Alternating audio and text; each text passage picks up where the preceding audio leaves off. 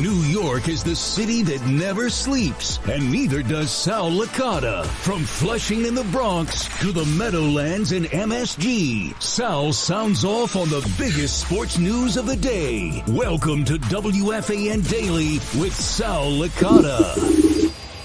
It's not Sal Licata. It's Pete Hoffman filling in for Sal Licata again on this Friday night. If you're listening to it live, Saturday morning, if you're listening to it another time, or it could be Sunday, who knows when you're listening to this. Again, Pete Hoffman with WFAN Daily as I fill in for on an ecstatic Friday for New York Mets fans as they have taken over the number one spot in the NL wild card.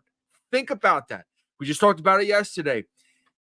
A team that was 11 games under 500 have trailed the Braves by 10-plus games multiple times this season are now a half a game ahead of them in the wild card position. They are the second place team in the NL East, and the New York Mets keep on climbing. It was a very listen. Let's be honest. The Mets are making it interesting in every which way. Today, for example, let's be serious. We're talking about the return of Kodai Senga. It's going to be amazing. It's going to be exciting. The crowd was into it. Senga comes in, gives up a couple runs. He goes 5 1/3. We'll get into his injury in a second, but it's he's looking good. Gets 9 strikeouts, and all of a sudden, that third inning explosion. JD Martinez grand slam. Mark Vientos 2-run home run. Francisco Alvarez follows up with a solo shot. 7 runs in the third inning. 3 home runs. And this team has just taken off. They have exploded. Their offense is just really leading the charge. The OMG Mets, the Happy Jeffs, the Grimaces. Honestly, all of these little, tidbits, it doesn't make a difference as long as they're winning, and that is what they are doing. Now, obviously, the Kodai Senga injury sucks. It's not great news. You sit there, he's dealing. Again, 5 1/3. You have 9 strikeouts, a pop fly to Pete Alonso. Kodai goes to cover the bag, runs off the mound, goes to cover his position in case something happens, and he just pulls up. Well, not sure if it's a cramp, whatever it is, it's in the calf. It doesn't look like it's an Achilles. It doesn't look like it's as bad as it could have been. But again, MRI is going to come tomorrow, according to Carlos Mendoza, so we don't know how bad it's going to be. Is he going to be sidelined again? Is he going to be sitting on the IL for the rest of the season or for the next month or two? It may change the plans that the Mets have, but it shouldn't stop them from moving forward and making this team better, because the New York Mets have put themselves in a spot where not only are they sitting in the number one wild card, but with the Phillies struggling the way they are right now, you bring in some mercenaries like they've done in the past with the Scherzers, the Verlanders. You bring in those level of mercenaries, this team is unstoppable. And think about it, how they've done it. Kodai Senga just came back. He's pitched 5 1/3 innings. That's it, 5 1/3. And they were 11 games under 500, 0-5 starts, all that combined. And this team is where they are right now. I know it doesn't seem sustainable, but that's why it's time to bring in some help. And let's be honest, I know Ryan Stanek was the move that the Mets made so far today. They brought in a relief pitcher. We're talking about bullpen help. We need some arms. Ryan Stanek is here. Okay, cool. Well, let's be serious. In his last 8 1/3 innings, his ERA is a +7. Okay? He's having some issues right now, which is why the Mariners let him go, made him available. He needs some things fixed. Maybe the Mets can fix him. And so far, they've had some luck with certain guys that they fixed. But I can't rely on Ryan Stanek to be the best option or the best available trade right now the Mets can make. They need to do more. They need to do better. And I got to be honest again. I said it yesterday. Jose Butto, even with the Kodai Senga injury now, Jose Butto is more valuable in the bullpen than in the rotation. Go out there and get me an arm. There's plenty of arms right now available. Don't get me the Blake Snells. Don't get me a guy that's been struggling all season long. Don't get me a guy who has been having issues. Get me a guy like Crochet from the White Sox. Get me a guy that has a couple years of control that I don't mind giving up a major prospect for. That's the reality. It's time to those prospects that Billy Epler did a good job of stacking up last year. It's okay to let them go if you're going to bring in a significant pitcher that you're going to have control over for the next 2 to 3 years, because then you can still build the farm system. And guess what? Win now. And that's what they need to do. They need to win now. So Ryan Stanek is a nice move, but he's not the best move. He's not the only move. And get out of here. I've already seen the talks about the Michael Conforto reunion.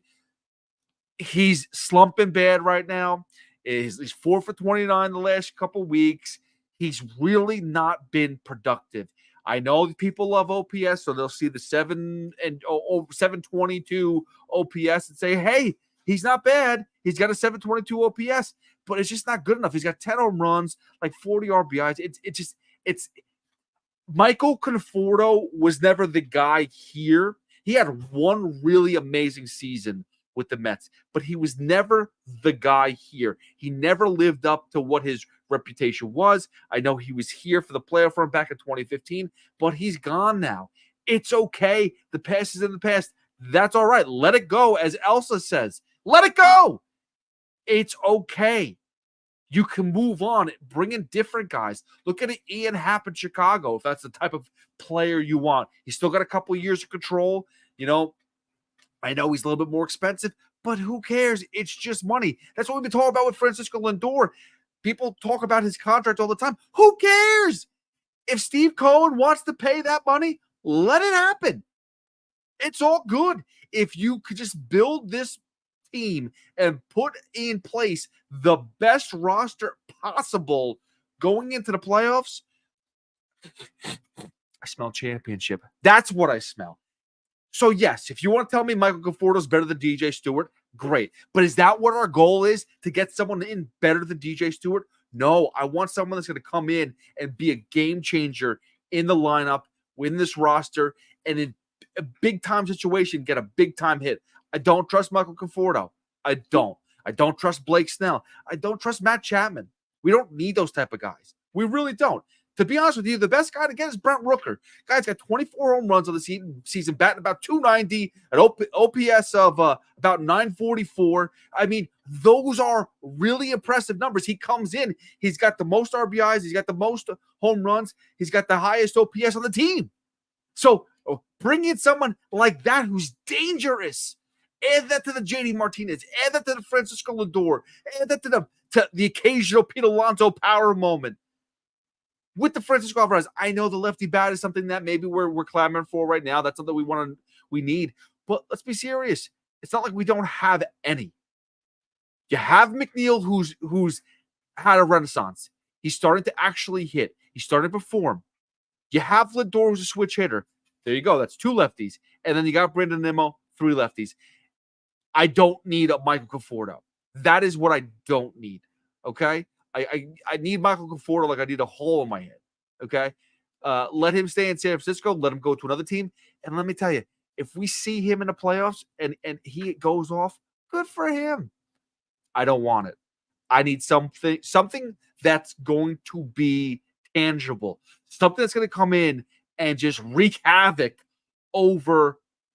Dude, that's the Yoenis Cespedes thing. And I'm not telling you that we're going to go get the next Yoenis Cespedes as a trade going into this deadline. I'm not saying that. But that's what you need. Bring in that one more piece that puts you over the top. Keep moving the chains. What was the reason why they scored 7 runs in the 3rd inning today? Because everyone was doing their part, getting on base, and then boom, a bloop and a blast, 7 runs. It's easy. Now, listen, I don't know what David Stearns is going to plan on doing. I know he's not going to want to go out there and trade away everybody, but he's smart. He knows that if this team if these rookies, if these minor leaguers are not as good as we thought they were, that Billy Epler thought they were, let them go. If it's Luis Robert, I'm all for it. If it's Brett Rooker, I'm all for it. If it's Crochet, I'm all for it. I mean, hell, there's enough talent out there, bullpen-wise too. I know Yimi Garcia is off the board in Toronto, but let's keep on looking at Toronto. Let's keep on looking at Tampa. Keep on picking. Brandon Lau's not a bad guy to think about, but he's another second baseman. He's got more pop than Jeff McNeil. He can play second base too. Iglesias then moves to that utility role. McNeil moves to that the right field role. Again, we're going to get Starlin Marte back at some point in time, unless you move someone to center field with Bader not coming back right now. Maybe that's what you look for. Maybe you move one of those guys to center field. But there are better options than Michael Conforto. So let's leave the Michael Conforto stuff alone for now. And I see that Mike Puma put it out there that Conforto is an option and they'd be open for the reunion. I, Pete Hoffman, am not. But good win by the Mets. Again, Kodai Senga, unfortunately, is hurt. We'll see how bad he is. We'll look into, the bullpen clearly needs help as Jake Diekman, excuse me, makes me want to sneeze. Jake Diekman goes out there, in the ninth, gives up a home run to make the game 8-4. You have Orza before going in there, the first pitch, basically first batter giving up a home run. But he has an ERA now, finally, which is great. Oh, my God. Problem is with me when I sneeze, I don't sneeze just once. I sneeze like 10 times in a row. So I'm going to have to end this thing rather soon. But hopefully right now that's just 2. But Orza, unfortunately, is not the guy either. He's got an ERA finally, which is good. But he's not that we need to find better than Mr. Orza in the bullpen. So good win by the Mets. Good performance by Kodai Senga up until him getting hurt. We'll find out if he has to go back on the IL. How much time is he going to miss? But overall, good night for the Mets as they take over that first wild card and now sit in second place in the NL East. Let's chase down those Phillies. As far as the Yankees, real quick, another brutal loss. Nestor Cortez, in the last 3 starts, his ERA is over 10. He's an 0-2 record, whatever. Who cares about the win-loss record? The fact is, over 10 ERA in the last 3 starts. For a guy who sits there and tweets, about, in response to David Ortiz and I think it was Jaron Duran on the Boston Red Sox. Dude, stick to pitching. Figure out what's going on with you because right now it ain't so good. You blow it. Aaron Judge, 3-run home run to put you up 7-4, and the bullpen blows the game. With Aaron Judge doing what his job is hitting home runs, hitting 3-run home runs, and he does that. Puts you up 7-4. You should win that game. And instead, Luke Weaver comes in and blows the game along with Clay Holmes, and that is their Achilles heel. That's right now. The biggest issue is the bullpen and the offense. I mean, Gleyber Torres been hitting. I'll tell you that much. For a guy that people killed, Gleyber Torres has been hitting. I think he went 3 for 5 again today. He's had a couple home runs the past few days, but it's not enough. It's just not enough because no one else is doing their job. And listen, I will tell you this much: DJ LeMahieu did get hosed a couple pitches in that 9th inning. The first pitch that was called a strike was low, didn't hit the plate at all, was below the knees, and then he just got out of whack from there. And when somebody's out of whack at the plate to begin with, you call a couple strikes that are balls, and it kind of screws with him. So he never had a chance at that plate appearance, and it was unfortunate. And the rest is history. And the Boston Red Sox come back, they win 9-7, and the Yankees lose again and sitting at that 60 mark. Sitting at the 60 win mark. Again, they were the first team to 50, and they are sitting at that 60 win mark right now. That's basically averaging, I think it's 10 wins in the past 6-7 weeks, whatever it is. That's not good. That if you do the math here, if they continue this winning 2 games a week, they're winning about 77 games this season. If they do this the rest of the way, that is not playoff bound.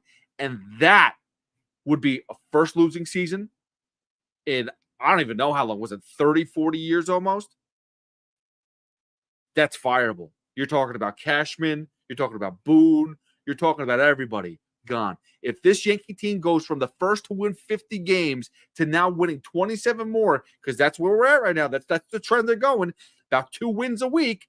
If that's the case, 27 wins the rest of the season, everyone has got to go.